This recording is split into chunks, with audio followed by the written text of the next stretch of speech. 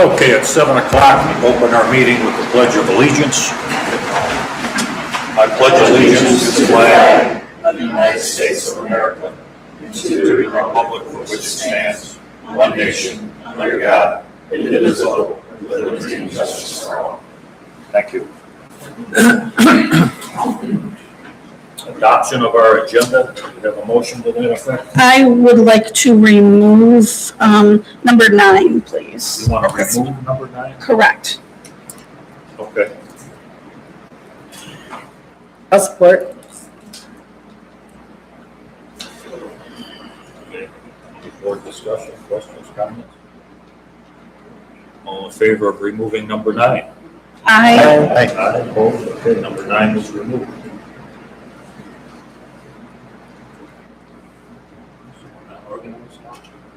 believe some more discussion has popped up. We just want to make sure we have all of our thoughts together properly. We have a motion to adopt the agenda as it stands. I will make that motion to adopt the agenda as amended. Okay, all in favor? Aye. Okay, motion stands, or adoption of agenda stands. Consent agenda, regular meeting minutes dated June 8th, 2026. Special meeting minutes dated June 23rd, 2026. Monthly bills in the amount of $170,473.71. And our treasurer's report. And I need to add to our monthly bills, the police payment for the month of June, which we were not billed for.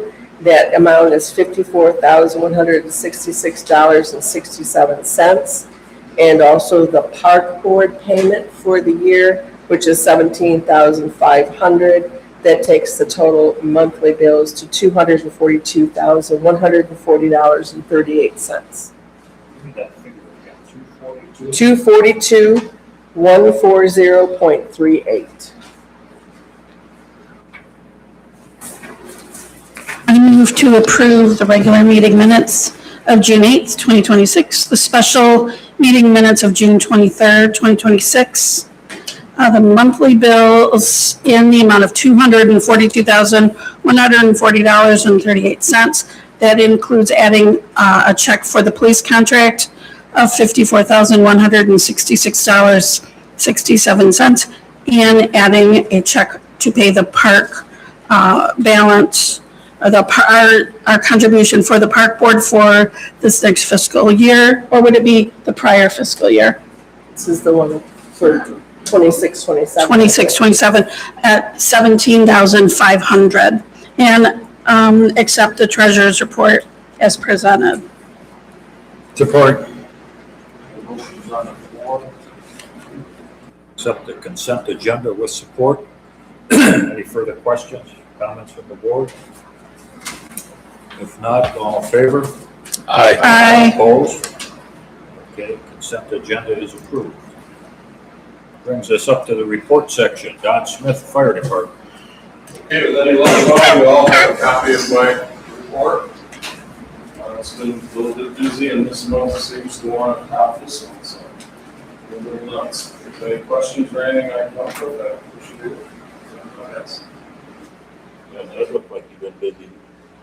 A couple mutual aids done, Oh, yeah. riding again. It's been again in the last couple of days. Yeah, you said Since July 3rd, we ran a minimum 2 a day. Oh, wow. in this report, Don, you got 3 items here that talk about good intent. What is Good that? intent is when you go somewhere and there's nothing there. All the cell phone calls are classified now as good intent, no innocent, no innocent.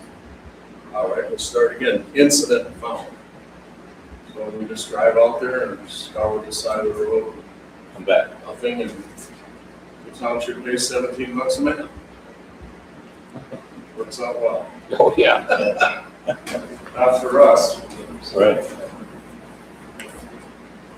And starting to see some real nice fire hydrants out there.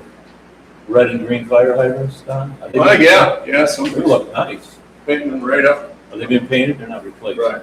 And if you notice, the color of the cap will be different on some of them. The color of cap indicates how many gallons per minute the hydrant flows. So a fire officer can look at that hydrant and know a green hydrant is good. A black hydrant is under 50 gallons a minute. So when you see the black ones, they really aren't hydrants, they're for the local dogs. That's a great idea. That sure is, yeah. It's an FDA standard, Okay, it's a requirement. Still flush the fire hydrants here? I can't hardly hear you with a fan. Do they still flush the hydrants like they normally do? Yes and no. I can't fault the way they do it, but it's not the way we used to do it. They will flush and winterize anything I use throughout the summer into the fall.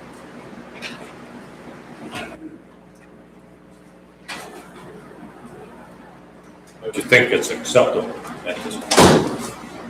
It's acceptable what they do? Yeah. All right, anything else for the chief? Yeah, thank you so much for hosting the election. Training was held over there last Tuesday, and it was a big success. Everybody loved your building, and thanks so much for. Anytime, I think Paul can try to verify we've done election training there in the past. And double elections. Thank you. Thanks, guys. Thanks. Police Department, we should all have a copy of the Plymouth report from Almont Police Department, along with the crash location report, which they've been providing us. Any questions, comments, or concerns? Reference the police report. And this is just for the a month. Yes. Yeah. 6/1 through 7/1.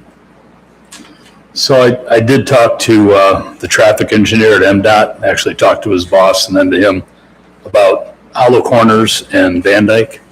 I said, there's got to be something that can be done there. I said, I realize, it always comes down to money and blah, blah, blah, blah. But I said, is there something in terms of signage, lighting, do something to make it more obvious that when people go by and try to pass there, it can be really hazardous, because we had 3 pretty bad accidents in like a week's time, it seemed.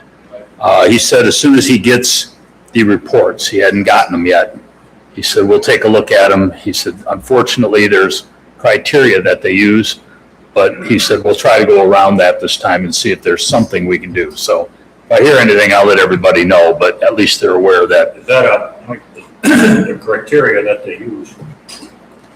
You don't want to know. What were you questioning about? A traffic light or a street light? I asked first, I said, look, there's got to be a way that we can put in a passing lane. You've got one at, Webster, you've got one at Ross Road, you've got them all up and down. That intersection, Hollow Corners, is hidden. You really don't realize somebody could turn there until you get right up behind them. He said, we can't really put in a turn lane because it's going to be an extremely costly turn lane. There's some really deep ravines on the side. I said, okay, so you can put in some type of signage, rumble strips, put a flashing yellow, something that gets people to realize people are going to stop here and turn.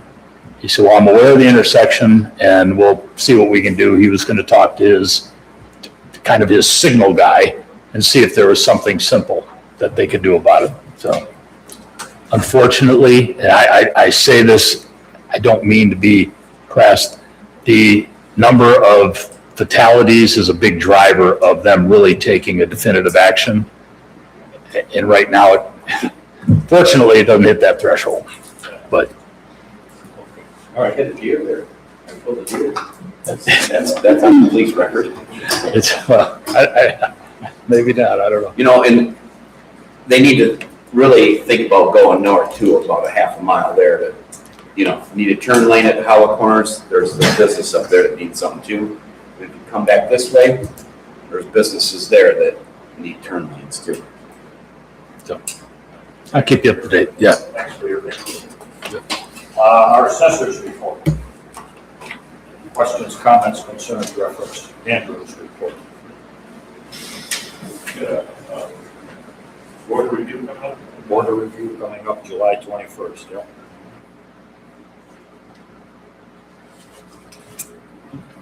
Okay, OEO report. Is this up to your standards here, Mike? It is what it is, Gary. It is what it is. At least we know where they're all at, that they're in process. All right. So,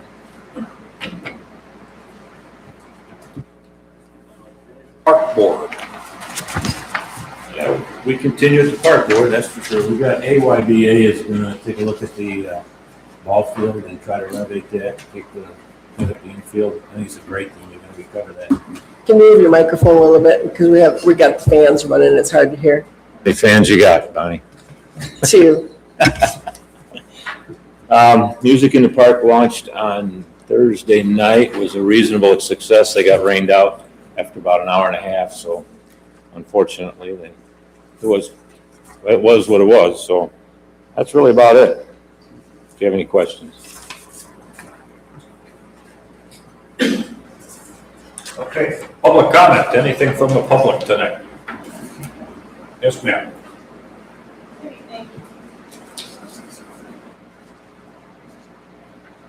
Good evening. My name is Maureen Saleko, and I am a candidate for District Court Judge. I wanted to come introduce myself to everyone. I am a Lapeer County resident for 30 years with my husband, John, where we raised our 3 sons, who are now all adults. I've been a practicing attorney for 20 years. I began my legal practice and private practice, handling primarily family law and criminal defense. I'm a former assistant prosecuting attorney, and for the last 11 years, I have worked for Lapeer County. I began as the juvenile referee and probate register, and for the last 6 years, I have been the district court magistrate and the trial court administrator. As the magistrate, I handle the beginning of all criminal cases. I work a lot with all the police, handle search warrants, arrest warrants. I'll handle arraignments and setting bonds on all charges, whether they're a misdemeanor or a felony. I handle small claims cases, and I also handle informal tickets. So if someone gets a ticket and they don't want those points, usually they'll set it for a hearing and they'll come before myself or the other magistrate. As the trial court administrator, I oversee all 3 courts, the probate court, circuit court, and district court.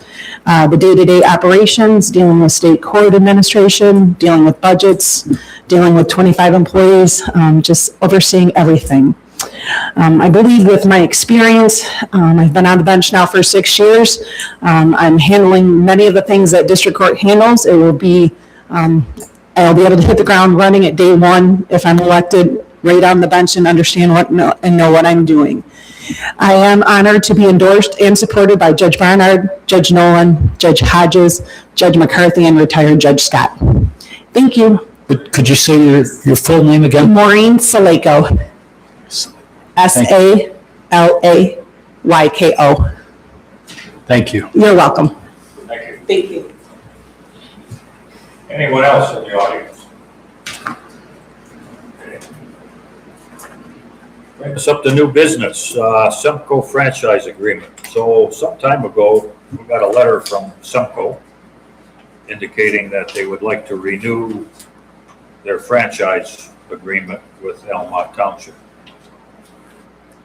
So it was Clerk Jenny Hennigy at the time, and I went to look for a franchise agreement ordinance. We couldn't find one, so I got a hold of the gentleman from Semco, and he said, well, it's been 30 years since our last agreement.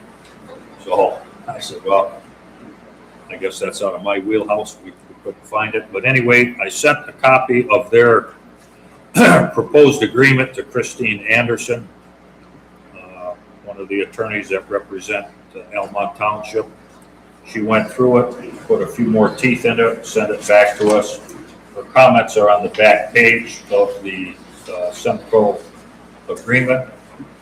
And I'll open the floor for questions or comments from the board.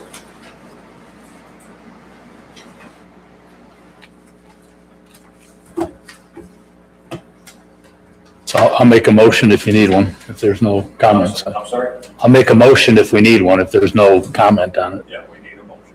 Okay, so I'll make a motion to accept the Semco Gas franchise agreement for a period of 30 years, effective with the signing of this document. It's actually an ordinance. It says ordinance. All right, we'll have to sign Okay. ordinance. Yeah, Okay. so Do we have an ordinance number for it? we do. It's ordinance number 77. Okay. 7-7. So then 77. the motion can be amended to reference Semco Gas Franchise Ordinance number 77. We have support? Or Okay, motion's on the floor to accept the Simcoe Gas Franchise Ordinance Agreement, number 77 with support. It has to be roll Any call. further, pardon It me? has to be roll call. Just to remind you. Any further discussion? Just gotta change the certificates to Bonnie. I'm sorry? You just gotta change the certificates to Bonnie from Jenny. Correct. Yeah. Okay, roll call vote, please. Chris, yes. Swears, Yes. Grosbeck, Yes. Streeter, Yes. Eschenberg, Yes. Dodge, Yes. Kraus, yes. Okay, motion is approved. Item number 2 on our list tonight is the Blake's withdrawal request from their rezoning request. We received a letter here dated July 7th. Everyone should have a copy of that letter. They're formally requesting a withdrawal. I did contact our attorney. She says that's totally proper at this point. Okay, so the board does not have to make a decision based upon the planning commission's recommendation. So I guess at some point they're going to reapply under a different zoning request from the sounds of things. I did also get a comment from Jeff Blake indicating that yes, he approves that rezoning, or excuse me, that withdrawal for the rezoning. So the board needs to recognize and accept, I guess, if we care to, which I don't know why we would, Sorry.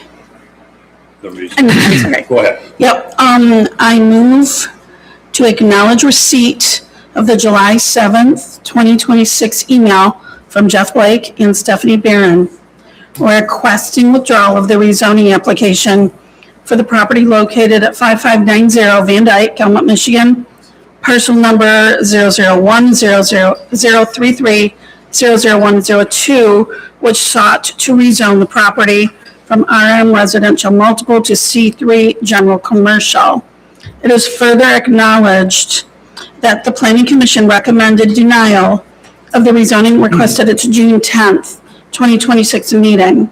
Following consultation with the township attorney and in light of the applicant's formal withdrawal of the rezoning request, the township board will take no further action on the Planning Commission's recommendation, and the rezoning application is considered withdrawn and closed. That is my motion. Support? Okay, motion on the floor with support. Any further discussion from the board? Yeah, I do have a comment. I need to make sure that you guys all know, 5 years ago, I believe, under a different name, Stephanie Barron was Stephanie Barris, and she worked at DTE when I did. So I want everybody here to be aware, and if there's ever a need at any point to recuse myself, that would be why. Okay. Bonnie, can you reread the dates that Kim referenced? No. Or Kim. Okay. Yeah, it was a July 7th, 2026 email from Jeff Blake. Got it. And that's the one, and I believe Stephanie also sent an email, and I just need to clarify that date. That would be part of my motion. I just want to confirm the date of her email. Right, thank you. Yep. I just had one comment. Could we get a copy or share the correspondence from the attorney? It was a phone call, I believe. Right, that was a phone call, but I can get a written statement from her if you want it, Rick, that's not a problem. Okay, thank you. Okay, we have a motion on the floor. Do we have support? Yes, I supported it. Okay. Any further? All in favor? I Opposed? Okay, motion is approved. Item number 3, Almont Homecoming Fireworks. I don't know where to start, so Paul, I guess we'll let you take the floor. Well, I certainly hope the start's close to the finish because we've been working on this thing for a long time. Can I just, hold on one minute. Can we turn this off a little bit? It is very difficult to hear everybody, so It turns down. just, Did you not pay your electric bill or something and they shut your air conditioning off here or what? Maybe because Mike's here? I'm sorry, Paul. It was hard to hear everybody. I'm usually not very hard to hear, I but you know. I know. I think everyone received probably 2 emails from me from Friday over the weekend. I've been working with our fire chief on his requests, and I think, anyway, that was the message that I received. We should be real close, if not at agreement now. I think you got everything that that Don had asked for, and I think the last time I was here, this board said if the fire chief approves it, that your board would approve it. You didn't have any other requests other than what he had. So I guess, we're here to hopefully finalize this thing. The only thing I'm missing is your signature on the application. Okay. Don, you submitted a document here from your office talking about lead display operator, assistant personnel, site plan verification, so on and so forth. So have all those issues been met? Yeah, we have 3 very small open issues, which would just be at the board's discretion. The largest of that is the insurance. They can't bind the insurance coverage till the day of the fireworks show. I have the quote from the insurance company. I have no reason to believe they wouldn't bind the fireworks insurance. The second one is security, and I think as of 4 o'clock today, I worked that out with Chief Willis to supplement what Paul has given me as their security plan. And the last one is a contact person. Paul says that he will be the contact person. We just need to make sure that at the night of the show that he's going to be in a position to be able to do that. And those are the only items that are left. Everything else has been met. Other than the signed application, that's number 1 on your list. Yeah. So you guys know, Randy and I did go talk to the school. We talked to the new superintendent and the old superintendent together. They were very accommodating. The board was very accommodating. They had no problem with the fireworks. Where the difficulty came is the final quote that came back for the level of liability coverage that they would need to do it at the school. But, just so that the board knows, the school was more than willing, and they were very accommodating and turned it around for us really quick and said, yeah, we can do this, but here's what we need. And you did send it to the board. So The school board approved it with the contingencies. I just didn't want anybody to have any lingering question like, gee, why didn't they? They were happy to, but there were still requirements that were probably beyond what the committee could afford. Anything else from the board? Paul, where is your viewing area relative to your launch site? The launch site's on the east side of Van Dyke, and the viewing area is on the west side of Van Dyke. Okay, so you don't anticipate people migrating across the No. Okay. Hope not. And we're going to be blocking the drive off from Huff Road. That's the fire department will be stationed there at the entrance to that. So in case someone tries to get in there, that obviously Don and his crew will take care of that one. Your viewing area is actually the parking lot of Blake. Yes. Oh, you have it. Yeah, they've all got maps. I sent them. So Don had mentioned that he had talked to Chief Willis in regards to this a little bit. What kind of coverage are they willing to have people, some cars out that way that night? There is a deputy or a police officer that is already scheduled for that night. I asked Chief Willis to check, and no one spoke to him at all about the 15th and what kind of coverage he needs for what's going on in town. But he has agreed to work with the fire department to keep a good eye on that area. And then there are a couple other things I really don't want to mention, because if you know about it, then you'll know exactly how to get around it. I'd rather not bring that up now, but I think as of 4 o'clock today, we've got a pretty good plan to make sure someone's child doesn't come in and try to start the show early. Oh, So that's jeez. really, Okay. What's the board's pleasure? I'll make a motion to approve the Almont Homecoming fireworks application as presented. Support. Do we have support? Is that Dennis? Me. No, you made the motion. Who's, oh, Okay, any further discussion? On the insurance, Paul, is the township mentioned in that at all? No. No, it's specific. It's Blake's property, and so we've just had to, include them in on our insurance. Right. Okay. Okay, all in favor? Aye. Aye, opposed? Motion is approved. Thank you. And please stop out on August the 15th at dusk and enjoy our fireworks. I have to mention, last week, I believe Lapeer had theirs, and I noticed on social media, the comments, because they were consumer fireworks, everybody was disappointed. Where they go.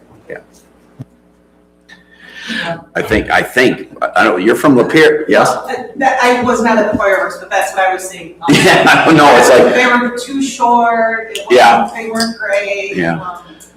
Yes.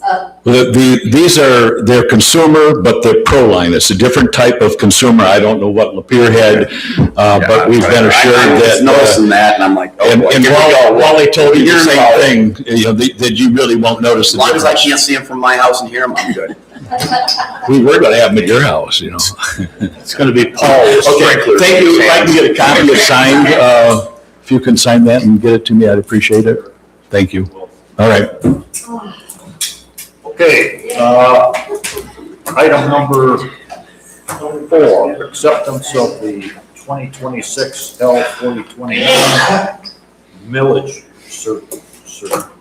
certification. Kim, that's you.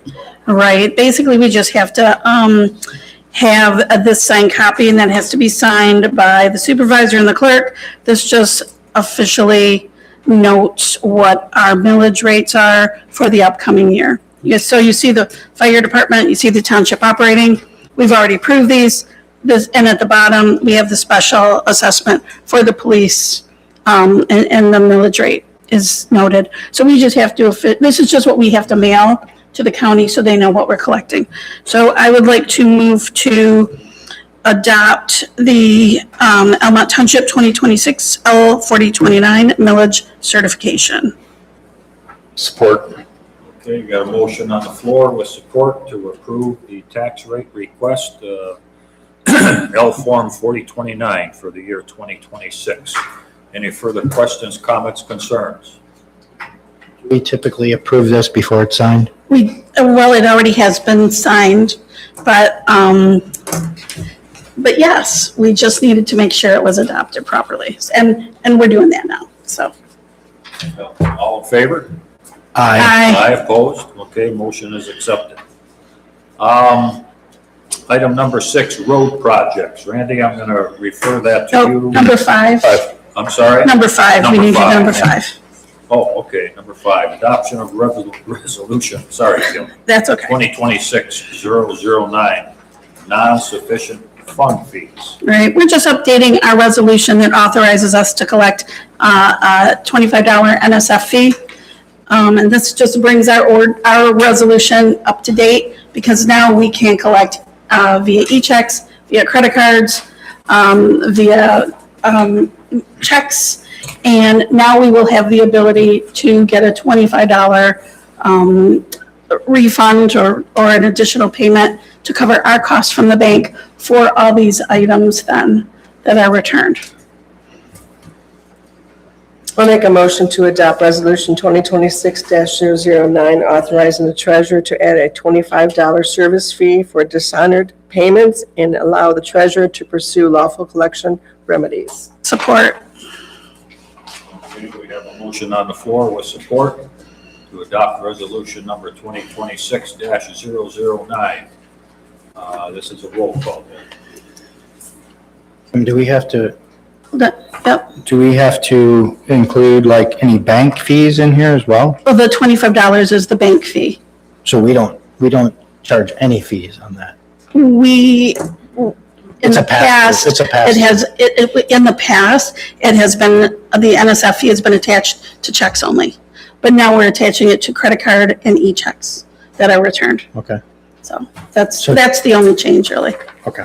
So it's really just a pass-through bank fee? Exactly. We're not charging anything for our trouble? Correct. Okay. Correct, yes. Motion on the floor with support and roll call. Kraus, yes. Streeter, Yes. Eschenberg, Yes. Swears, Yes. Dodge, Yes. Chris, Yes. Grosbeck. Yes. Okay, motion is approved.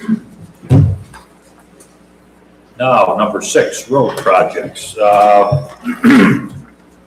Jason, our road foreman, came in about a week ago and he offered us 3 different projects. One is ditching on Shoemaker Road, a cross tube replacement on Farley Road, and some ditching on Huff Road. Now, I got a call from Jason today, indicated that he had talked to you, Randy, and what's your pleasure on this? What's your thoughts? Well, there's 3 projects here.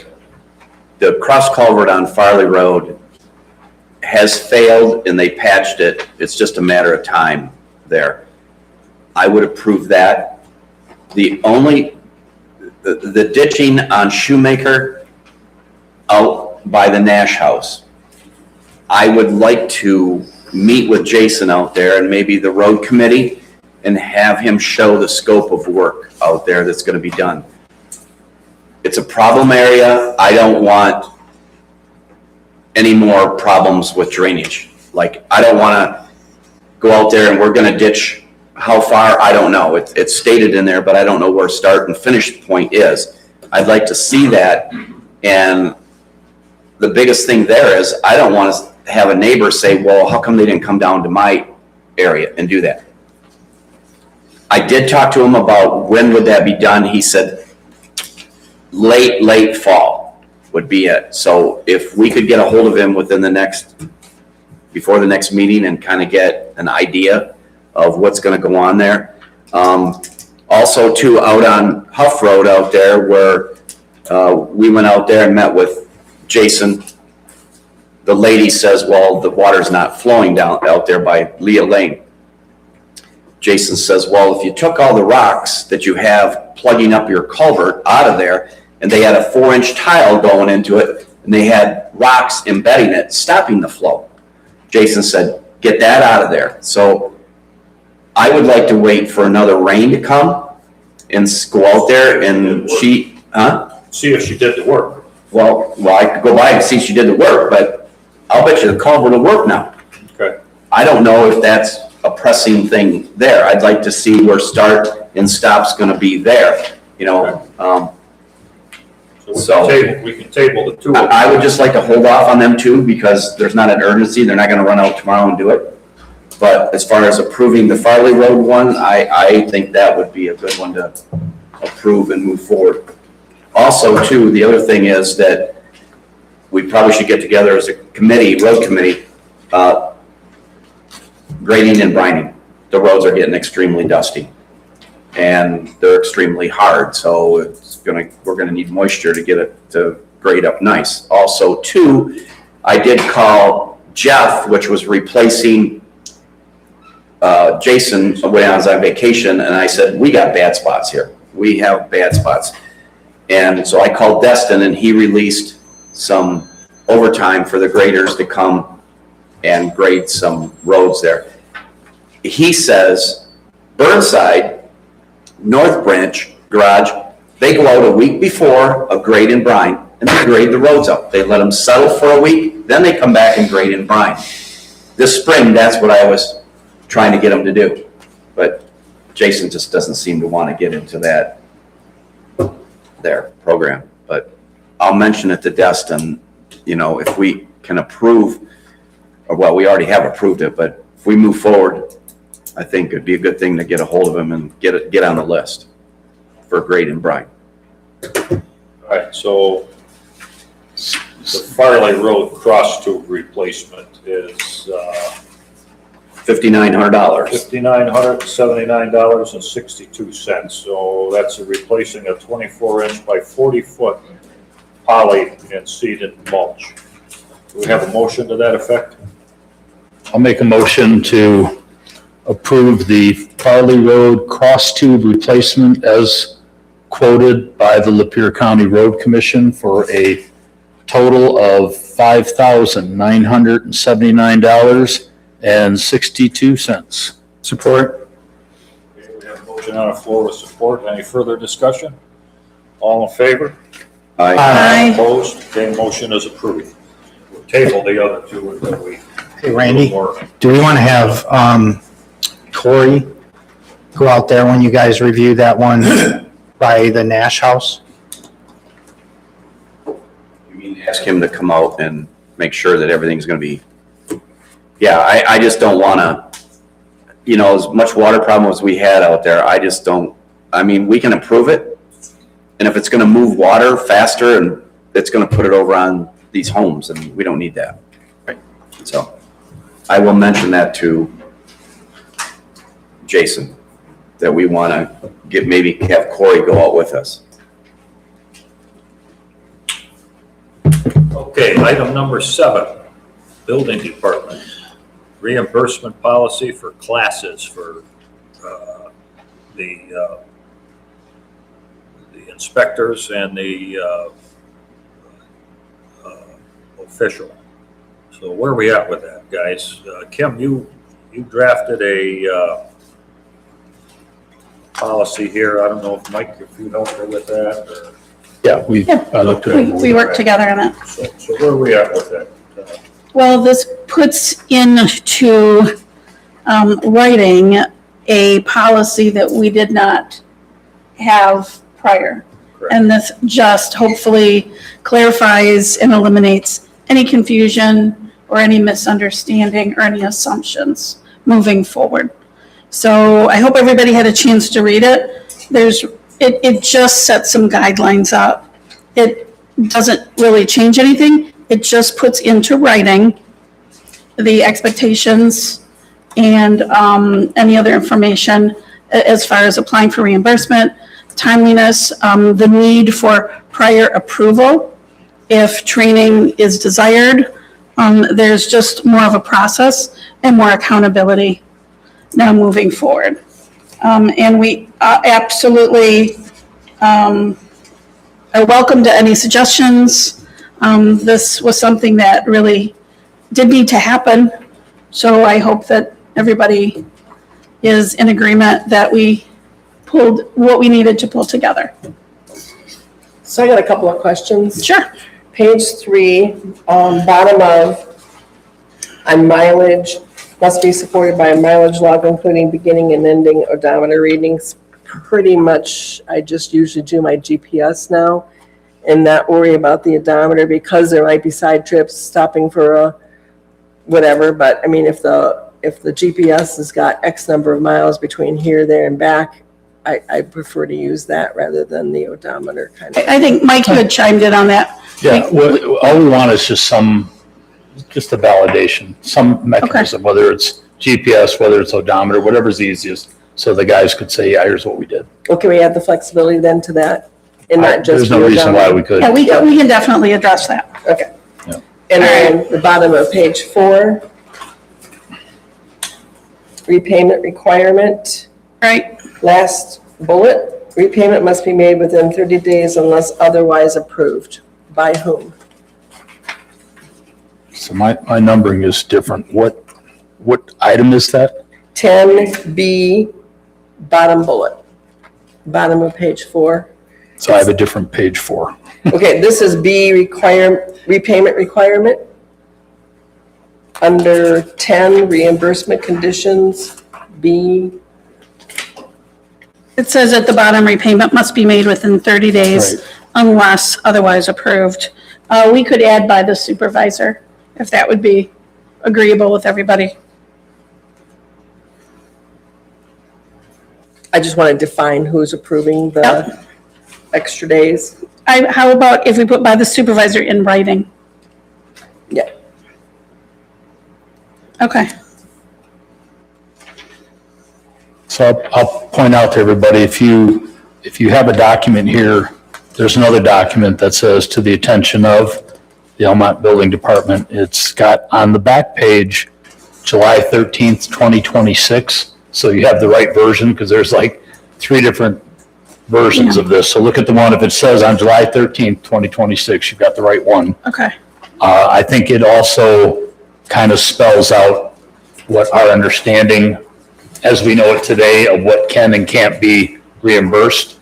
I think the reason Kim went through all this trouble is with the potential of enforcing maybe a solar ordinance or some other thing that comes down the road that might require special training that we can't envision what it's going to be.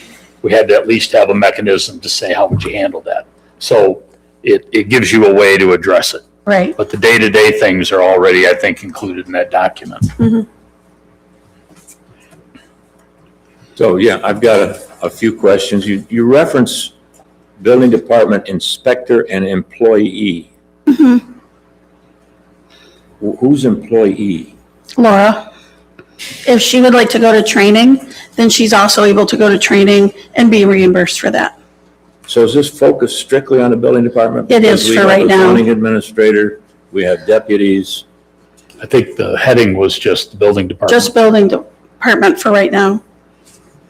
Okay. Because that seemed, the other trainings, I don't know that anybody has really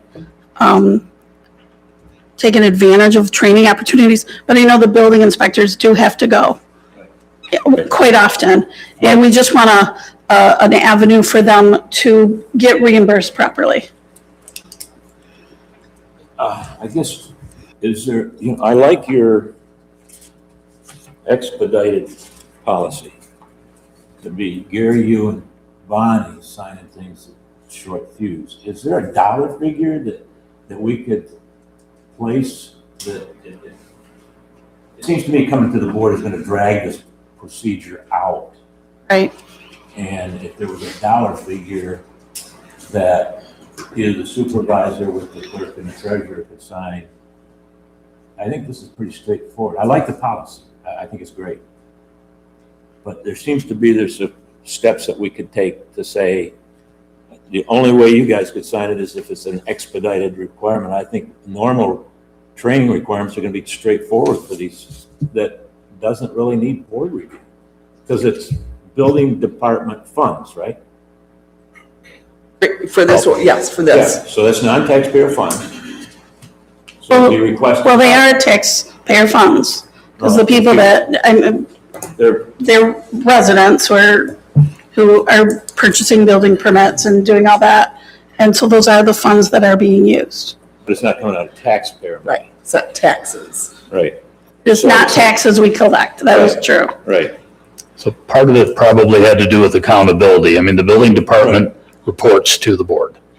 So that's where I think the thought was that, okay, then if they report to the board, then the board's the one that has to approve it. If there's a $50 limit, or I don't know what, we can't even envision what type of training we're talking about down the road. Most of it we don't cover, but we can maybe look at a threshold. I don't know.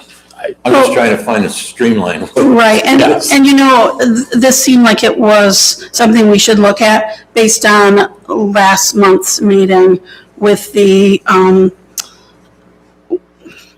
check to be reimbursed for the plumbing inspector conference that there was some confusion about. Right. So if we had, everybody's supposed to get pre-approved, that could have all been avoided.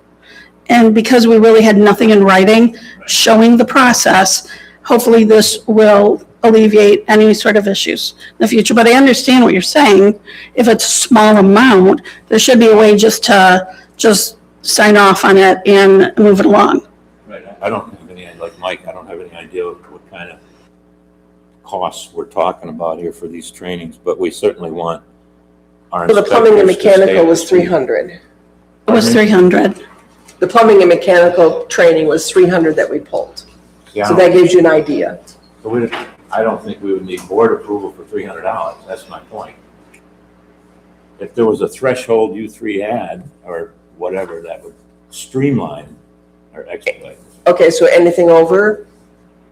What are you thinking? Are you suggesting that the department head should be given the threshold? I don't have any problem with that either. That, you know, the department head could have a threshold and the three of you could have a threshold. I mean, you talk Yeah. $300, I would think that any department head would be okay to authorize that. Well, that was not okay last month, because that was not an appropriate use of funding for that use, based on the current roles that people have. And I don't agree that the department head should be the one to make that determination, which is why we added the supervisor, the clerk, and the treasurer, so the three of us could agree. I mean, we could put $300. That way we all still have the ability to look at something, make sure it meets, you know, the moral and ethical tests that we're looking at, I would and then think move it'd be forward. More like $1,000 Or I don't think that for is, the three of you. Anything under 1,000. No, it should be anything under 100. There's not going to be that many opportunities. You're only talking Right. about, I mean, it says right here that the independent contractors, the building inspectors, are responsible for all performing services, including and not limited to all license fees, membership dues, training, reference materials, travel expenses, all of that they pay for. We don't. Well, then So- I'm confused because this contradicts that. Now, what that says, that if there's some training that they identify that is unique to our situation that we feel somebody has to go to, there's a mechanism to decide if we want to send somebody. That's all it is. And in most cases, day-to-day certifications, license training, ongoing continuing education, that's their responsibility. As an independent contractor, they have to keep their certs up to date. If we were to say, hey, you know what, we now have to have somebody who can read a DV meter on a monthly basis. We need someone to go and learn how to take decibel readings. If they're the ones doing it, we got to send them to get that training. If we say, you know what, somebody has to learn how to, learn how to operate this piece of equipment that we bought, well, they might have to be the ones to get the training. We can't just say absolutely not. But it should be recognized that in most cases, the training that they need to do their inspector work, as we know it today, it's on them. and it does make a I note. think we would want to make sure they kept that training. So would every other township they work for, all 8 or 9 townships that they work for, why would we foot the bill for all their training when they're contracting with 6 or 7 different townships? Yeah, I guess I don't. That would be I see foolish. these in conflict, Mike. Hmm? I see these two in conflict. One says reimburse, one says you're responsible for it. That's my interpretation. If there is something that they would like looked at or considered, there's an avenue for them to do that. But we don't pay for standard inspector training, as we know it today. Right, we never have. We never have. We never have. And it does say in here on number 14, page 5, that the Almont Township building official is required to stay current with best practices within the building industry, and he is pre-approved, or she, whoever, is pre-approved to register for one annual building official conference per calendar year, which is no different than in the prior years. So that is already noted in there. Page 1. General authority of the township may reimburse necessary and reasonable expenses incurred in the performance of authorized township duties, subject to prior authorization, proper documented, available opportunities in a township board approval. It seems to me that inspectors that keep up their licenses, membership dues, training, reference materials, travel expenses would fall under that category.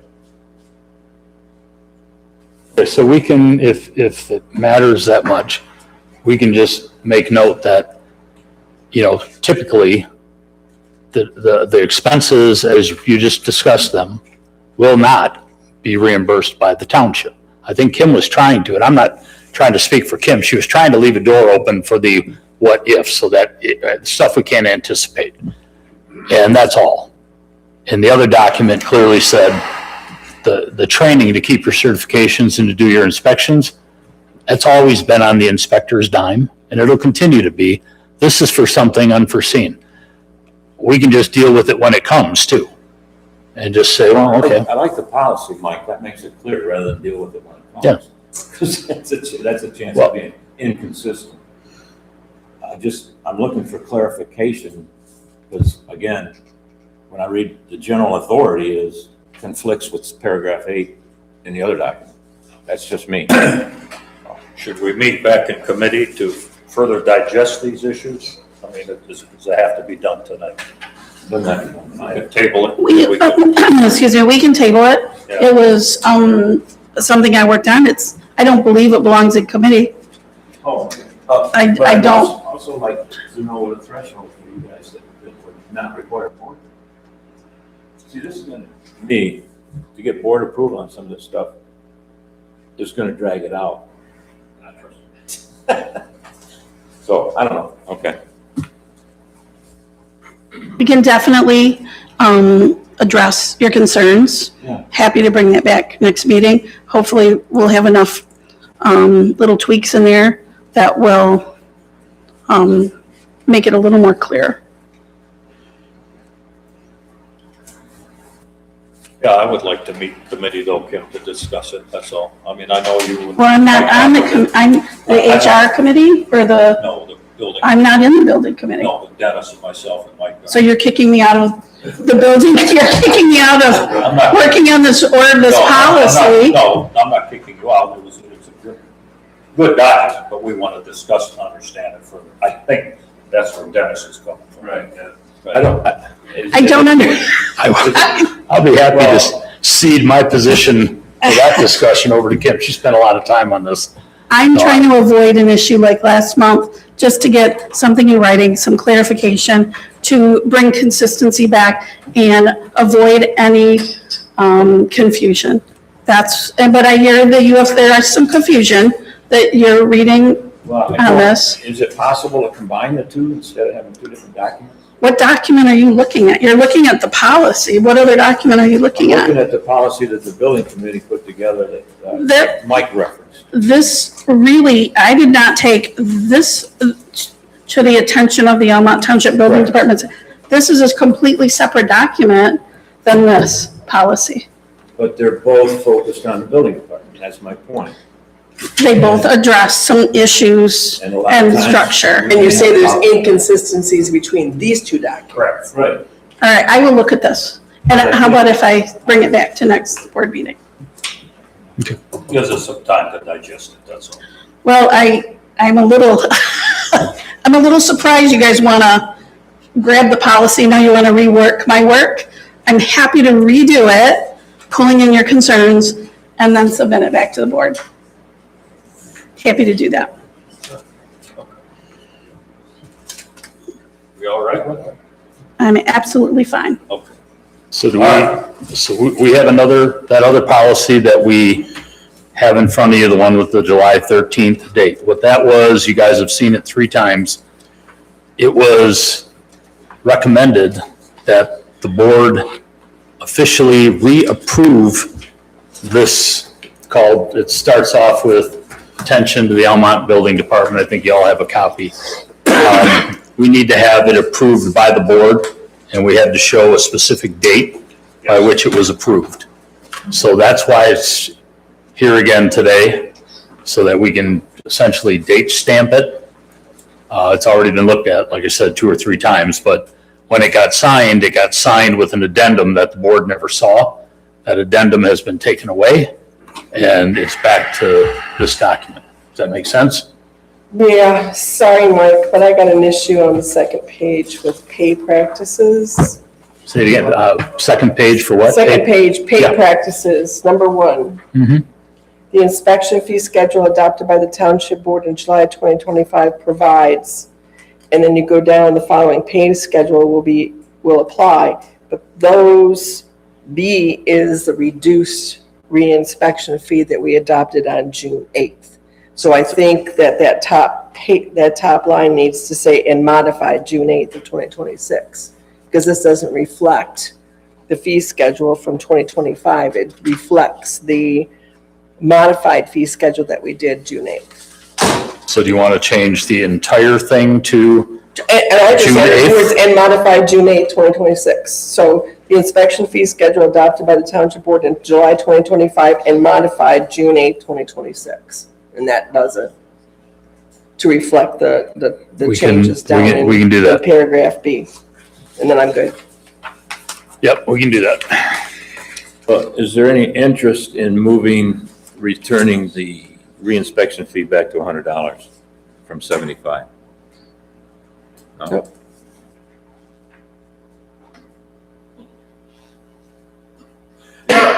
Didn't we just vote on this? That's what Bonnie is referring to. No, that's what regarding your question, do we want to change that? We voted the reinspection fee to $75. It was a unanimous vote. It was just in our minutes. Yeah.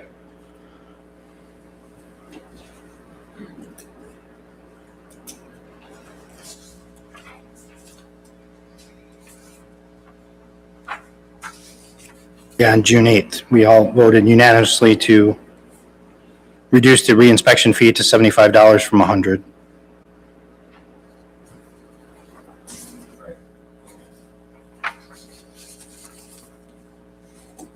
So I Okay, so will, what do you need a motion on the, yeah, I need a motion and please recognize that we will add that modified June 8th language in there. And I'll get a copy, I guess, to you, Bonnie, and then we'll redistribute it that way. If that's okay. what are we calling this document? Pardon? What is this document called? It just says to the attention of, Yeah, these were the operational guidelines. If you go down to the second paragraph, the operational guidelines for the building department are outlined below. But it was made out, kind of sent more as a document at the time. So I would just call it the building department operational guidelines. okay, well, I'll make a motion to approve the building department operational guidelines as amended with the date of July 13th, 2026. Support.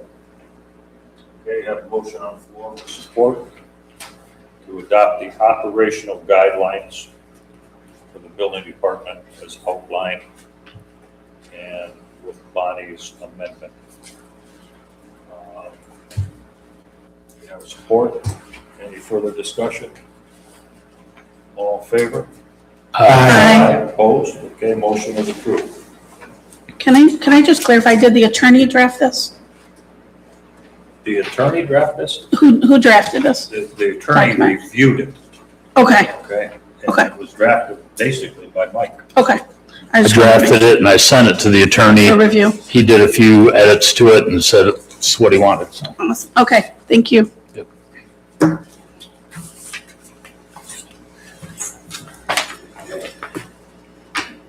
There was some discussion on rent. We've covered the reimbursement policy.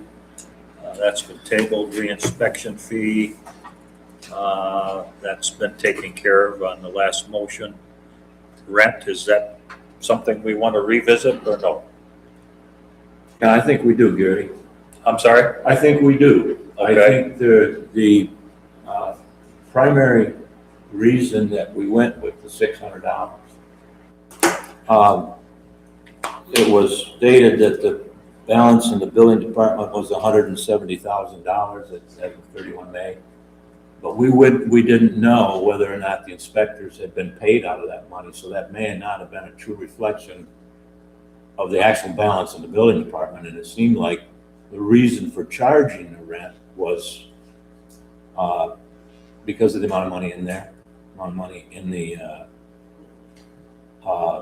balance on their account.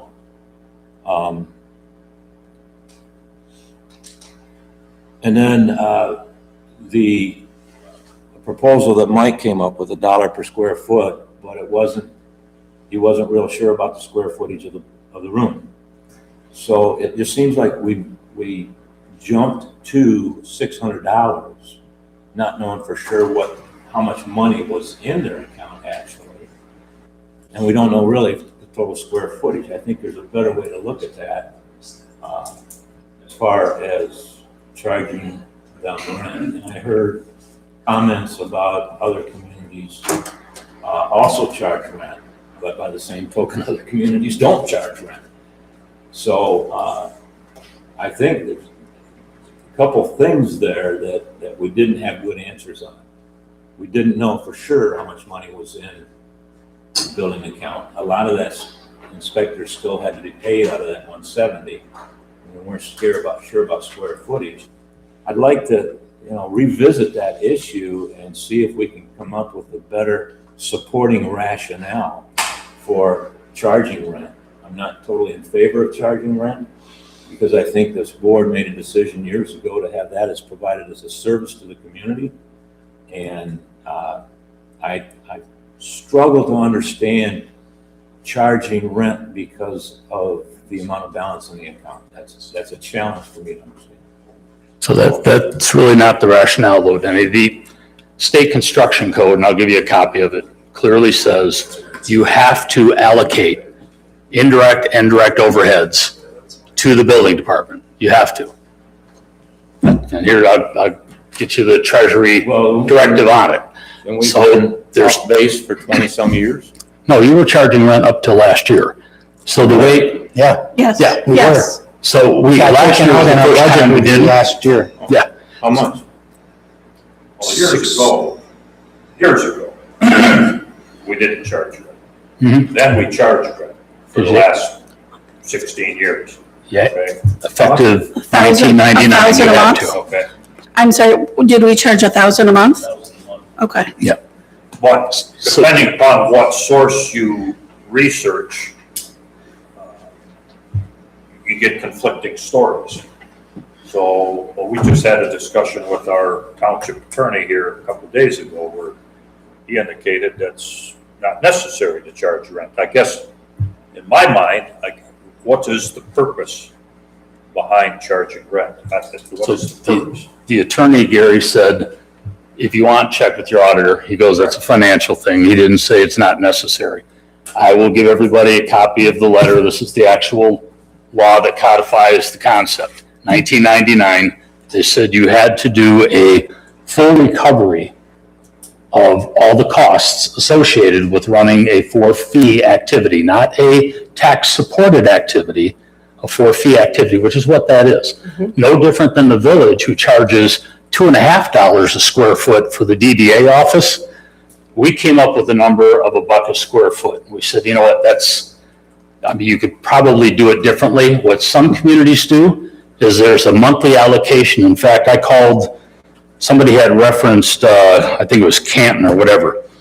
They do it every month. They do an allocation. They have a certain amount of square footage that's allocated to each department, and they figure out what the heat, electricity, water, every indirect overhead, and then they ration it out on a percentage basis. What we tried to do is to make it easy. And we said, look, you can rent an office. Let's assume they wanted to rent an office somewhere in Almont. It's about $1 a square foot. Now we go over there and measure and say, is it 600 square foot? 600 square foot? Is it 550?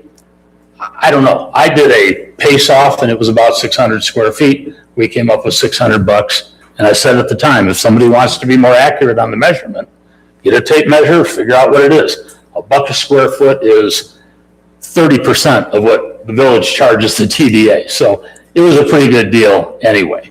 This document would tell you that you have two choices, and we have to look at both. One is if you have too big of a fund balance, you have to reduce your fees. The fees you cannot over collect. And if you go above 10% contingency without a budget that clearly defines what each item is for, you run the risk of getting into a little bit of trouble.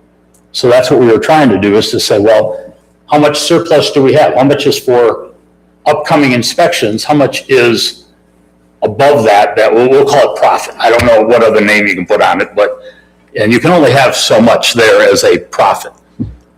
I still don't have that number. So the adjustment, even on the reinspection fees, was trying to address the fact that we didn't have nearly that fund balance last year. It's big. It's gotten much bigger. The budget used to be 100,000 a year. It's 171,000 fund balance now and a 200 and some odd thousand budget. Whatever is fair for the people in Almont, the people building homes, the people that are getting projects inspected, that's what I want. I don't care if the rent is $6,000, $7,200 a year. On a $171,000 surplus, I don't know that the 7,200 is going to be crippling, but it will keep us in compliance with the construction code. When you indicate the surplus, I mean, on this 80-20 idea that 80% of the money goes to the inspector, 20% comes back to support the running of the building department, pay Laura's wages. So if you take that 171,000 and you subtract the 20% from it, okay, that would be their true fund balance. The rest of that money is waiting to be paid out for future inspections on houses that are projects that are still under construction that haven't been finalized out. And that's So- the problem, Gary, we don't know that. You don't, right? We don't know No. that right now. And we've asked for it, we don't know. I'm sorry? I've asked for it. We don't know what that is. Well, let's ask for it We again. have been trying since we took office to get a valid number and a tight number of what is due out, so we can separate that and get a better grasp on that. And because record keeping was done differently in that department, everything is not able to be pulled into the reports that would show us that number. Their fund balance is bigger. They've got a lot of building going on. There's definitely money coming in that will need to be pushed out. But exactly what that overlap is an unknown, and we're working on getting that. We're trying to go back. We're trying to kind of recreate some of these numbers to get good estimates. We're trying. So Joe sat down with us in a committee meeting several weeks ago, and I believe he indicated that an average house in inspection fees, application fees, so on and so forth, is about $2,500, depending upon the square footage of the house. Currently, according to my discussions with Joe, we've got over 100, and our assessor, over 100 residential homes in different phases of construction. That's $250,000 worth of permits. So when you look at the $171,000 balance, it would make sense to me that that is not a surplus, that's money that is waiting to be paid out for inspections. But we can look further and dig deeper. Right. How did he come to this number? Which number? The number you just talked about? $2,500? No, I know, because I see the checks come in, it's about, on the big homes, it's about 25. Right. So how is there an assumption and a guess how many homes are in the phases of building? Is that from the building department, a guess from them, or is this from the assessing That's department? from both. Okay, I have not seen those numbers. All right, well, we'll get you those. Okay, but let me read you one more thing. This is dated February 9, 2026. This is appointment, reappointment, qualified inspectors, construction board of review members. The building department keeps $100 of all permit fees for administrative costs associated with office operations. The balance of permit is broken down by 80-20. Split with the building department retaining 20%. So not just the 20%, but they're also getting $100 on top of that. So it's not just an 80-20, it's $100 on top of that. So I think from my chair, I'd like to know the true cost of doing business and whether or not we're charging enough back there or if we're charging too much back there. And the only way you can get that is if they run like a business, and that's to charge them rent. Where does that come from, Mark? This is a letter that I got, it's on Almont Township Building Department dated February 9, 2026. Ray, appointment/reappointment qualified inspectors, construction board of review members. Second paragraph. What am I doing with this? But at the end of the day, we're required. But at the end of the day, we're required. We are required to cost recover by law Yes, if we have a for-fee entity as part of our township. You can't ask the Almont Township taxpayers to subsidize a for-fee operation. If I read that document right, didn't it talk about you could actually, you actually have to cover the costs of the township staff to process payroll, to do all the administrative tasks, the payroll, so the social security funding. We could recover all of that also, I know. if I read that correctly. You did, and I Okay. thought we were being extremely light-handed in $1 a square foot. Because if you include utilities and square footage for an office, it's more. $1 seemed very reasonable, but we can go through, we can allocate every month. You know, they're roughly 1/6 of this building, so 1/6 of the heat, 1/6 of the water, 1/6 of the Wi-Fi costs, 1/6 of the electricity. That's a lot of work. So what it says is you have to have a methodology that you believe fairly represents the indirect overheads. And we thought, okay, $1 a square foot seemed about right. Yeah, that seems fair, Mike. Far less than what the DDA pays to the village. They do a full allocation. They came up with their number. And it was, I think it's $4,000 a year for that office, that 10 by 10 office. So I'm not an advocate for more work. we can make it as hard as we want. It seemed like a fair way to do it. And it's $400 less per month than they were charged in 2024. Yeah, And prior, I believe. Okay, so then going back to an annual review, and we did talk about that in the June meeting, Mhm. to either adjust that fee or, well, review that fee. You have to have Where do some, we document that? Make sure that happens in July of next year, June of next year. so we asked multiple times, can we get that? And my understanding was when it went into BSA, we would be able to get a better handle Right. on what was spent and outstanding. So you take in $2,500 from a house, whatever it is, I've spent 1,800 of it, I've still got, $800 in abeyance for future inspections, whatever it happens to be. That's the breakdown you need. And then you can see what's it really costing. We don't have that yet. Right. We have narrative, but we don't have a document that shows it. To Bonnie's point, you should have that every month. We should know exactly what the run rate is, how much is surplus, and how much is, pending, but is going to get paid, because we don't want to leave them short either. Yeah, I think that's a better clarification so that we understand $170,000. Right. Yeah. And And we need to know that. correct. And I think we've got half of it in place because I use the BSNE system. I journalize every month. I am very, very able to show where every dollar coming in is being allocated. So we're halfway there, but it's the other side of the coin from the building department. We don't have that other data that's going to fit those together. And we're trying to get that, and because we got this end of it, and we just need the other half to meet. Again, hopefully that's coming. Oh, and They're Laura's working on it. Yeah, Laura is indicated Yes. since January, she's been putting the inspections in, which will hopefully at the end of the year get us a much better picture of the revenues taken in and the expenses gone out. So hopefully by the end of the year, we'll have a better picture. It'll be accurate. If We'll be able to look at that. I guess that's my point. Yeah. I mean, we had 170,000 and Mike did a good job trying to guess on the square footage. And Right. we made a decision. I find that risky Well, for when it, future reference. right, and when it comes in, everything goes toward the accounts, the actual general ledger numbers within the account. So Okay. so-and-so's going to inspection, so-and-so's going to this. So So- it's divvied up properly. We just need the other side of it to meet. Right, absent that detail, which we don't have, Right. we have to take our best effort to say, yeah, we are charging the indirect overheads to the best of our ability. At least we're trying to be in compliance. Now, we can go measure, I'll go measure it this evening, I don't care.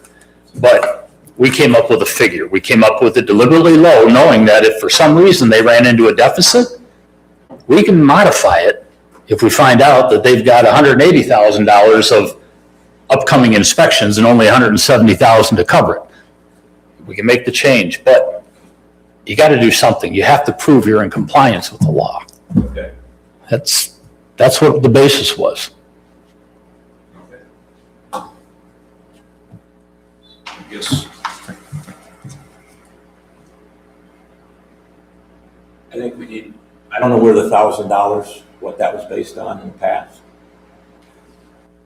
But it's essential, I think, that we document how we come about these things. And now we got Kim's document on reimbursement. We got our document on how to run the building department through the inspectors. And now we got this rental thing. And it just seems like we should have one document that runs the whole thing, and it should be in one place, one location. And then we can go to that instead of trying to find 3 a year from now that we may never see again. That's all I'm saying. I'd like to see a minimum amount of document, a minimum amount of, we don't need 3 documents, but I don't think to run a building department, so. Okay, so this document, we have to approve. We'll amend it, and we'll include whatever Kim comes up with as a rewrite. We'll add it to this document. I'm in favor of that. Okay. And then Go ahead. walk through the rental process. We'll go through it in detail. In fact, you and I tonight can go measure that room. Okay. And I bet you it'll be somewhere around 600 square feet. But if it's 550, we saved them $50. How's that? We haven't yet. It's not unusual for the board to get a building report from the building department on a monthly basis either. And that's something that we can request that we run so that we can see how many permits are going in, how many inspections are happening. I mean, that might be something that they can generate for this board. And it doesn't necessarily have to be monthly, it could be quarterly, but at least it's a snapshot of what's going on. So you have an idea of the revenue that's coming in and what's going on back there. There's $250,000 flying in and out the window. I think we should get a report. Monthly, quarterly, Monthly is great. Monthly. They should be able to just run the report from date this to date this and run it. Number of reports or number of permits, number of this, number of that, number of inspections. It would help us see how busy they are, because I think they're really busy. Right from the software. Yeah, Yeah. right from the program. It's a good discussion. Capture all that. And then nobody's trying to hurt the building department. What we don't want to do is to get in trouble and be told that we're not in compliance with what we're supposed to do. We want to make sure that the residents are all being treated fairly and we're not overcharging and that we're collecting a war chest of some type. We just want it to have full light of day. Here's what it costs. This actually helps. I'm just saying, I'd like to have an understanding of how we arrived at these conclusions and then that motion. We didn't know how much money was actually in the budget, and we guessed at the square footage. And you did a good job, Mike, I'm not saying. We'll figure it out. But I'm just saying, I like the accuracy of tracking the document. So 10 years from now, they can say, well, this is how they did it, let's follow that procedure. I like the accuracy. All right, so do we need board action to get the building report, or is that just something that you can do? Get that. Okay, Not a problem. Do we, Now, and that will be monthly, correct? Will that be right up? board wants, sure. And that'll be right up in the report section? Sure. Awesome. All right. beginning August or beginning when? Let's start on this. August, okay. Okay. All right, so this document we did approve, right? You're okay to get this signed? Did we make it, was there a motion? I think I missed that. If not, I'll make a the motion. operations guidelines? Yeah, Yes. Bonnie Oh, made it. I'm sorry, you Get did that make motion that. done. All right. Let's not go back there. It's been a lot of discussion in between everything. Okay. That's good. All right, let's move on then. Gary, I just had one question. Did we take the vote? How did you come up with the $1,000? It was an estimate of, use of the equipment, use of the phone, use of the internet, and the square footage. I don't remember the exact, but we rounded it all off and said, let's charge them $1,000 a month. And we did that for years. Yeah, right. Thank you. And I remember years ago that there were some members on this board that we went over to Lansing. And I remember the state of Michigan came in here and they tore apart that building department and watched everything that went on in there. But I don't ever remember them saying, you're not charging them rent? Remember that, Dennis? Yeah. Remember being in Lansing. Yeah, I mean, we were over there and it was over the old building inspector, how we ended up over there on some messes. But I don't ever remember them, I mean, they went in there and they sat in there, the state did, and watched over there, but. But that was in like 2004, So right? this, The statute didn't come into effect until the 2020s, right? well, it would have been, that piece of it would have been looked at by the state treasury. I'm sure what the building department or the building officials in Lansing looked at was the way you were conducting your inspections, your. They were in here, I know that, and every move, they had a report. Yeah. Well, this is Public Act 1999. Right. And it was revised in 2024. So. So we adopted that, we're all good? Yes. Yes. Okay, awesome. Moving on. All right. Okay. Okay. Number 8, solar ordinance adoption. Where we at? Well, we've got a problem. Revision 8 and 9.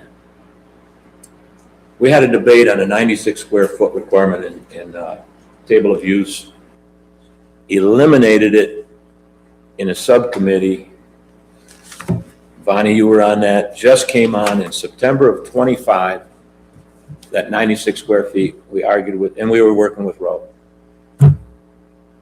Ben at the time and Alex before him. It made no damn sense, so we eliminated it out of this table of use. It has now shown up in revision 8 and 9. It wasn't in 5, 6, or 7.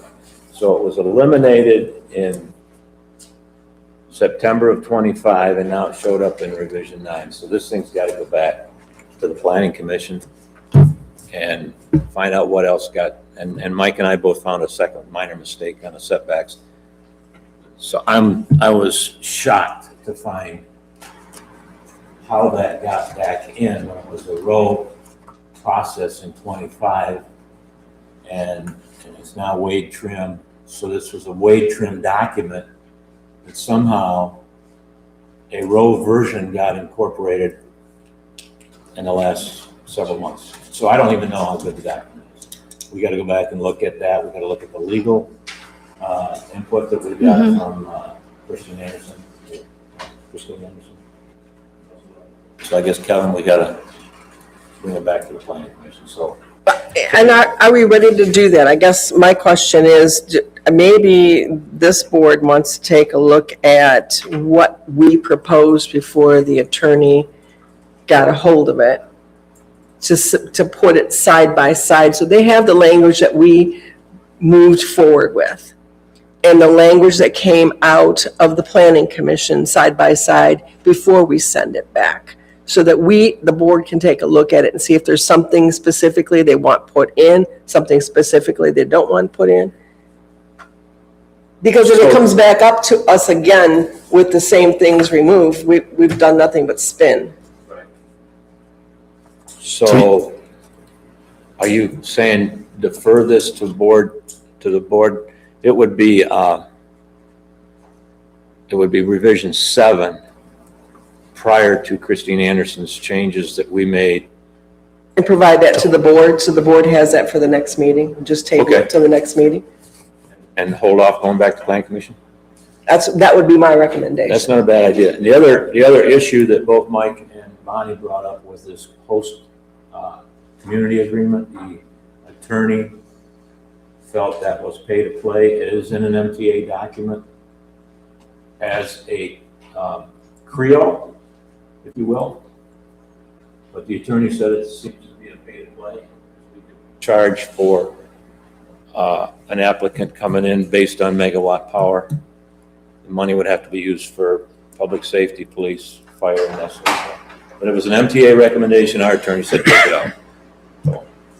So I guess, Dennis, I look at it, the MTA didn't elect us, the attorney didn't elect us, and the developers didn't elect us. Okay, the residents of Shelby, or Almont Township elected us.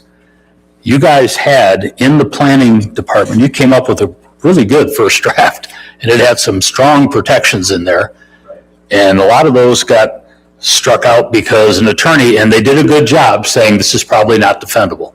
This probably won't stand up. This probably isn't, doesn't match a state model of a Creole. I don't give a shit. Excuse my French. If it's the right thing for this township, I think we need a document that reflects what this township wants or doesn't want.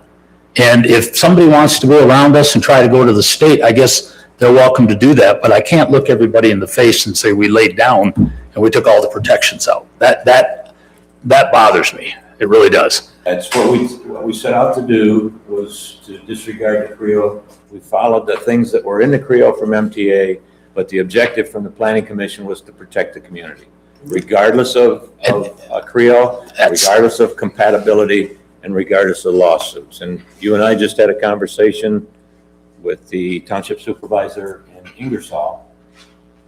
Is it Ingersoll? Township? Yeah. And they're being sued, and the board members are being recalled. So it is a serious document. And I don't have any problem with the host community agreement staying in. You would deal with the fee and the fee schedule, but no, I totally agree, Mike. That's what we set out to do. And you did. You guys had it pretty well. I mean, credit to the planning commission. They did a pretty good job, but then it got, let's say, lessened or weakened. And if somebody meets that new criteria, then you have no choice but to approve it, or you're going to go to court. Well, if you're going to end up going to court anyway, then by God, take us to court, because we're defending something we believe in, not something we compromised on. Okay. That's how I would feel. That's how I vote. I agree. So That's the consensus. We'll bring, would be revision 7, right, Kevin? That would be done before the attorney changes back to this board, which will include the host community agreement. Okay. It'll be 2 meetings. Yes. It won't be next month's meeting. It'll be our next month's meeting. We won't make your next month's meeting. Right. Okay. So we're going to table this for tonight. Yeah, we have to. Sure don't want to adopt it. No. Okay. All right, we're skipping number 9, budget amendments, number 10, parking lot. We got the parking lot paid to the tune of $62,000. Wasn't given a line item on our budget. We have to amend the budget, put it on a line item. We're putting that under building and grounds, I believe. Building and grounds capital outlay is where I did talk with the auditor, and this is where they suggested that we put it. We only had $5,000 in there, and we had spent $9,800 back in November for rock and runs, concrete and trucking for downspout repair. So I need an amendment of $66,859 to get me to the $71,859 that we actually expended on that line item. Was that in line with the quote for the parking lot? Yes. That was the number that we were quoted for that? Yes. Okay. we got our 10,000. We got our 10,000, yes, and that grant has been, I sent the information back on that grant, so that's been taken care of. But I do have to take care of this because it's going to be an issue when the auditor comes through, so. You want to put that in the form of a motion now? So I guess I'll move to amend the fiscal year 2025, 2026 budget amendment as presented. There's a motion on the floor with support. Any further discussion? I have a question. Why are we amending the previous budget if we're paying it now? I have to book it back. It has to be booked back to last year. The improvements got done last year. So didn't I say 25, 26? We're in 26, 27. Right. We are now in 26, 27. I'm amending 25, 26. How does that work? Because we're in the the new fiscal year? How do the auditors handle that then? Because the money will be spent in this year, and we're in the new fiscal year. So how do we go back and then update the budget from last year? Because the expenditure was done last year and the bill was dated last year, so we have to book it to last year. That's why I called them to make sure I was doing this right. And that's what, so we have to make or there's going to be a note in the audit that then moves it back to last fiscal year. So either way, it's got to go back to last fiscal year. The improvement was done last fiscal year and the bill was last fiscal year. All right, it's confusing to me because the money will be spent this fiscal year. I didn't know we could change last fiscal year when that is now closed, because the checks are going out in 26, 27. So how do you contribute that or attribute that to 25, 26? By a journal entry At and okay. That's the way, did you talk to Wes? Wes, okay. Maybe he could forward over how he wants the journal entry so that Okay. we make sure we get it in right then. So do we have to remove this amount from this year's budget? Because we budgeted for this. Right. I mean, we spent the money, we knew it was there. So it needs to come out of the 2020, the 26, 27 we budget. budgeted for this year. We should have, we spent the money, we knew it. It was going to be improved in last year's budget. I don't believe, It wasn't approved in last year's budget because it just came up in the fall. Last year's budget was approved last year. so then why are you thinking it's in the 26, 27 budget? Because when we talked about it during the budget workshop, it should be in there. I never got a final copy, so. It's confusing, to say the least. We approved it last fiscal year. They didn't do it until this fiscal year, which is when the money is being paid out. Oh, well, the money, They actually did the work in Right. last fiscal year. We're just getting the bill in this fiscal year. In the bill, correct. Okay, so I'm looking at a document that stated 6/30 of 2026, 26, 27 approved budget, and there's nothing in this line item for capital outlay. There's no money at all. So it's not budgeted in 26, 27. So it's scheduled to come out of the general fund, but she's got to book it on a line item, Right. is what she's saying.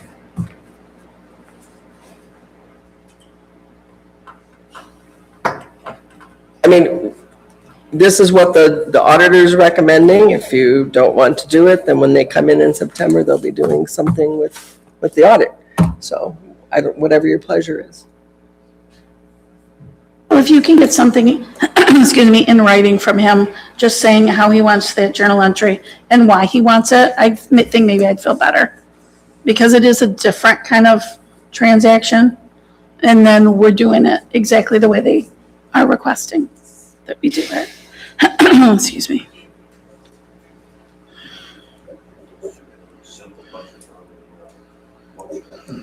I don't know. Are we not moving forward then? You need something from them in writing first before we move? No, we can move forward. I would just like something in writing. If we have to make a budget amendment in the general ledger, I would just like something from them saying, yes, they're agreeable, and this is how it should be entered into the general ledger, because it's a unique situation when we're straddling 2 fiscal years, that's all. Do you need that in the motion or? No. Okay, No, So I've got I trust you will do it. So we got a motion on the floor with support. correct. All in favor? Aye. Aye, opposed? Okay, motion carries. Board meeting date changes for August and November. Oh gosh, that's me too. Okay. Yeah, Jenny, when she was training me, one of the things that she did say was to move the August board meeting and the November board meeting because of the 9 days of early voting and where the election falls, that there's just no way that I would be ready to have a board meeting the following Monday. So what I'm asking you to do is move the meeting in August and November. There's a couple of calendars for you. And the other sticky wicket is payroll. So if we move the meeting, I think I would like you to authorize payroll to be paid in the second week, regardless of when that meeting is. Otherwise, we're making our employees wait until the third week if we move it to that before they can get paid. So you would want to move it to August? Well, August 10th 10th? is the meeting. So the 17th, 17th in and then August? November 16th, right? 16. If that- On Monday? I don't think so. I think it- Payroll, if you had a different date, fine. Well, I should be able to get ready by the 17th, if Okay. that's what you're asking me, yeah. So if we did the 17th, both months, that would work? 17th and the Tuesday, the 17th, 16th? 16th? Monday. So August 17th, Yes. Monday, Yep. and then November 17th, which would be a Tuesday. Would that work? We would have to clarify that nobody else has the board room. Okay. Is that the village meeting? I don't know. And that would be the third Tuesday. So we'd have to have it at your house, but we could have it. I may be out hunting, but you're welcome to go ahead and have. As long as it's air You might conditioning. not have done. I won't need it. So are we moving it to August 17th and November 16th? We can't move it to, okay, so what's wrong with November 16th? There's nothing wrong with it. Okay. I'm just trying to recognize that Okay. there are a few people who do spend time in the woods, and that might be, Second day of deer season. yeah. Oh, there it is. Bandy shooters. And Bonnie, just to confirm, payroll would go out on the normal, regularly scheduled, The week of the 9th. the week of the 9th Week of of the 10th August. and the week of the 9th, Correct, okay. Okay, that would be good. All right, if that's okay with everybody. So what is it for November? 16th, if everybody can make it, yeah. I cannot. okay? I can't meet the August date either. I'll be out of town both of those.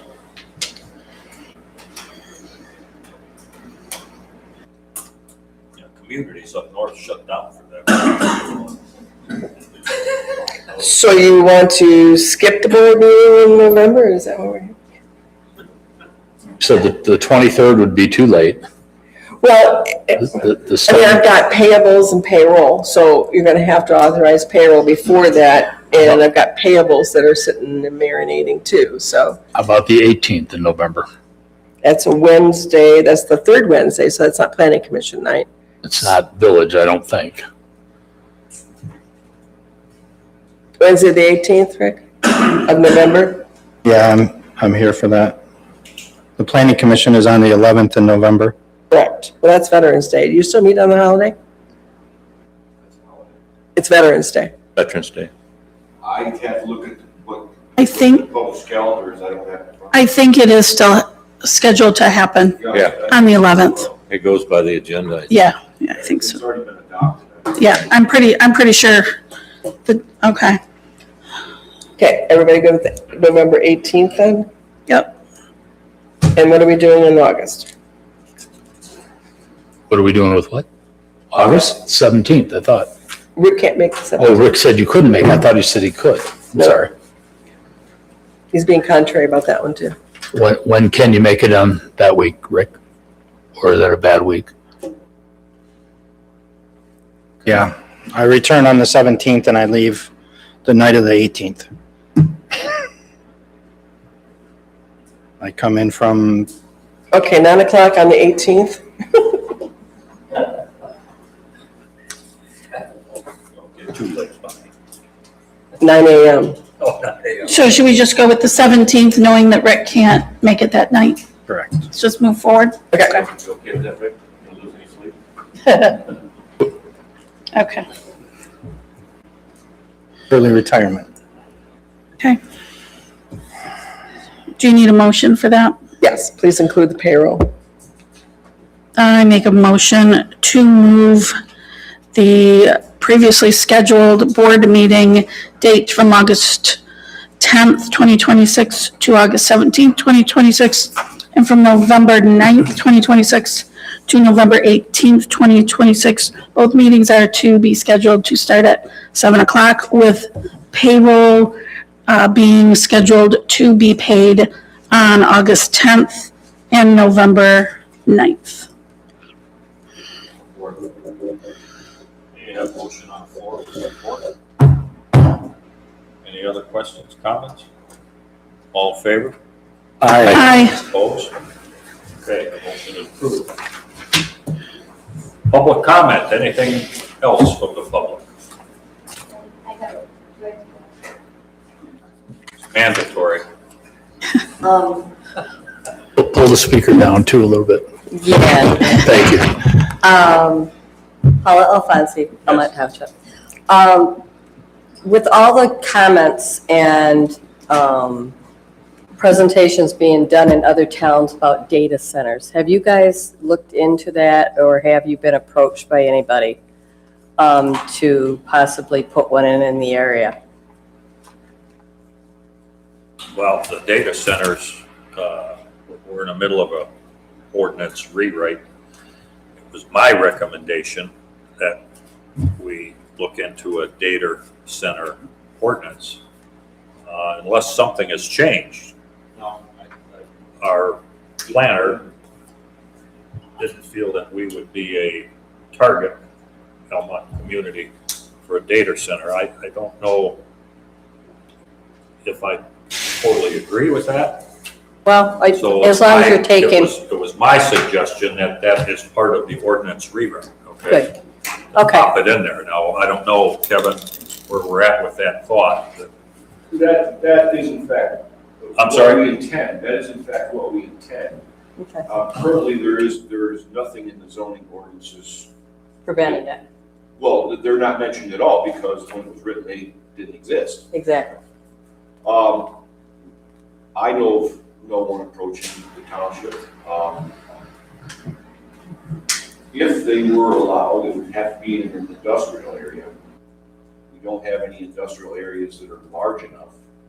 And it would be well thought because it would require spot zoning. And that would be a defensible position that we don't allow due to spot zoning. Okay, I would just feel if it was voted down, it was written, in an ordinance that they weren't allowed, I'd feel comfortable with that. Okay, So- thanks. Has the planning commission considered putting a moratorium on data centers for 6 months or a year? I think So we the get board- something. That's actually us. Yeah, But have you guys thought about that at all? To recommend to us to do that? To push it up to the board for that? It hasn't come up, but we can certainly talk about Okay, Oh, okay, all right, thanks, Kevin. I would include in your discussion, I would have an ordinance that strongly prohibits site nuclear reactors. They're called modular reactors. It's the hot topic in Lansing, and you don't want a nuclear facility on any property in Almont. And right now, that's kind of the answer for data centers. So people are getting really excited about site modular reactors. And it isn't so much while it's operating, it's carting the fuel to and from. You don't want it. Just What'd you call them? SMPs, Okay. or SMR, Site Modular Reactor. A lot of that stuff coming down the pike. You got the batteries, you got the data centers, and that's a new one, Mike. So we're gonna have to double up on the planning commission work. It's the sweetheart of Lansing right now. They think it's the answer to all the data center stuff. Yeah. in regards to our. Yeah. requirement? Yeah, it's very small and it can provide 300 megawatts of power. Just like that. So you could plop one right over the Great Lakes Water Authority 96-inch line and say, there, I got all the water and all the electricity you need. It's just, you just don't want it. You don't want fuel. That's why they shut down Yucca Mountain in Nevada, was because you don't want fuel being carted across the township to fuel it. Waste fuel and new fuel. You don't want it. I work for utility. I don't want it. So that's just my opinion. I wouldn't want it. Okay, anything else from the public? Okay, correspondence, I have none. Anybody else? We have these letters that we're receiving from different townships and Reference the building department? referencing the building department. I think there was 3 of them in their entirety, right? There was some discussion, and I don't know if some of it was just out of passion, bad moment, but there was some discussion. I think you were one of them that said you were ready to go to Construction Code Authority. So the word was out that there were some board members that were maybe not happy. So Mr. Israel is, I guess, authored a campaign to show support to the Almont Township Building Department. That's the gist of those letters. So I got that. worried about his future here. 12,000 a month? Yeah. I'd be worried about it too. So I can address that a little bit. My comment was regarding everything that's kind of going on there in the building department. We took probably half of this meeting tonight talking about things regarding the building department. And a lot of that, the root cause of that is what's going on in the building department. It's the defense of the building department. That's where the rent comes in. Spade's a spade. This is what it's all about. I want to say on record that I am in favor of keeping the building department. Keeping the building department. I want it kept local, but I'm tired of all the antics. So it comes with a caveat, right? Clean it up, act straight, stop modifying our documents when you're told to send out a document and modify it so that now we have to go to an attorney and have it remodified and we have to reapprove this document tonight. To me, that was inexcusable what happened. That was covered just 2 days ago with myself and Mr. Israel. So far as other antics that you refer to, I don't believe there's any antics going on back there. Well, there's this stuff going back to The building department is, I guess, in flux, I could say, right? We're trying to get things downloaded into the BSNA programming. Laura's working diligently on that. I have no complaints at all from builders, citizens. We had a truck parked out here with a 12-foot by 8-foot sign on it calling our building Well, if official you a let me crook. finish, I would finish, okay? And we have supposition, whether it's true or not, of who may have authored that, okay? I don't know for a fact, but it boils down to we have an inspector that is not happy with our policies, okay? But so far as complaints from the public, from contractors, taxpayers, I have none, 0. Okay. So, this board years ago fought diligently to keep this building department intact. That was the desire of the board at that time. It appears that that's the desire of this board currently. Okay? Sort of. All right, so we're working on it, okay, Rick? And that building department is very busy, probably busier than they've ever been, at least in the 20 years I've been involved. So we're moving ahead, okay? Like I said, the issue that I don't want to talk publicly too much about it right now is not with any resident or any builder, contractor. That's not the issue. So, in our building official's defense, I don't blame him for looking for public support. Okay? I think that's generally, we have to remember that we represent the health and needs, and welfare of our constituents.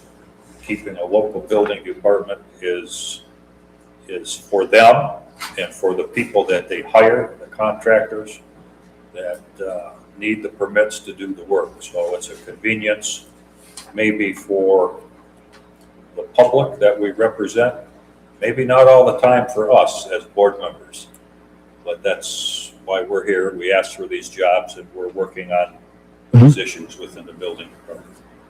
I have no reason to hang my head over what goes on back there in the building department. I'd be very surprised if anything came to light, and disappointed if they weren't doing their job correctly. That's my feeling. But your thoughts are respected and recognized. Yeah, I mean, there may not be any formal complaints or what have you, but there have been residents over the years. There's been other municipalities, including this one, that have had a problem, and I just don't want it to get too far. Right? I mean, it started with this. It complicated other things. It drove a whole lot of time into this process. Kim, Mike, have put a lot of time into this. For years, it didn't need to be governed, and now it seems to have run haphazardly. We go back 20, 25 years, we had no policies, we had no procedures. We're working on it. It's growing pains, so. C of O sticker on my electrical box proves that. It has a different address on it, so. Okay. I think, Rick, the discussion tonight was of value. The document Kim put together and the document the building department's working on is moving forward to resolving that. And my consensus from the board is we want to retain the building department for exactly the reasons you stated. It's a community service. We want to keep it. Absolutely. We're going to fix it. And like Gary said, a lot of times we don't have policies and procedures. So we are moving forward. The debate was good. I thought the debate was good. Right, and I think I want to keep the building department in-house too. I think it comes down to ownership and accountability. Those are the key things that we all need to, we as a board need to agree on that, and the building department needs to agree on that, and we need to agree on the expectations, how that looks to everybody should look the same. So that's where it comes, for me. So anyway, I will return with my edited and amended policy next month. All right. Board discussion, anybody from the board have anything to add, subtract? Fix the air conditioner. Mike? Randy? Bonnie? I do. So- It's election season, so I'm going to have to replace the camera on the ballot box out front. I've got KW coming in this week, hopefully, to do that for us. By law, we're supposed to have a camera that's accessible on that ballot box, and right now it's not, so they'll be able to come out this week and change that out. It's an emergency. I have to have that done as soon as possible. What they're proposing for us is something that is expandable, so that, and I will be able to actually access the footage from an app on my phone. So it'll definitely improve what we've got out there already. And early voting starts July 25th here at Township Hall, goes through the Sunday following that. We have sent out 1466 absentee ballots, and we've already got 228 of them back. So we're in swing. That's my report. Tax bills did go out. You should have already received them. There you go. Sorry, don't kill the messenger. Just a reminder, if you have a mortgage company, you did not get a tax bill. Your mortgage company got that tax bill. I'm happy to send anybody a copy if they would like a copy, but you can also go online to almonttownship.org and print your receipt or your bill from our website. You can also pay online from our website. There's links. We also have a secure Dropbox. You can drop a check in at that time too. You can mail, you can also pay at Tri-County Bank. And that's all. Sorry, guys. Yeah, good. No other business, I make a motion to adjourn. Support. All in favor? Aye. And adjourn. Turn that thing off there. 8:55. I can't believe I said.